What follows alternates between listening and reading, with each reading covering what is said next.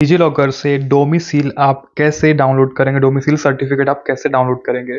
Okay, simple DigiLocker app को open कर लीजिएगा। अकाउंट कैसे बनाते हैं इस टॉपिक को मैंने ऑलरेडी कवर किया, तो आप डिस्क्रिप्शन की वीडियो चेक कर सकते हैं। एंड सिंपल हम सर्च ऑप्शन पे क्लिक करेंगे। सर्च ऑप्शन पे क्लिक करने के बाद आपको सर्च करना है यहाँ पे डोमिसील, ठीक है। ओके, डोमी, अब देखिए यहाँ पे आप देख सकते हैं कि ई सर्विस, ई डिस्ट्रिक्ट अरुणाचल प्रदेश, या फिर जो भी स्टेट के आप लोग हैं, जैसे कि मैं फॉर एग्जांपल अरुणाचल प्रदेश का डोमिसाइल सर्टिफिकेट डाउनलोड करना चाहता हूँ। यहाँ पे आ चुका है आपका डोमिसाइल सर्टिफिकेट, मैं इस पर क्लिक करता हूँ, ठीक है।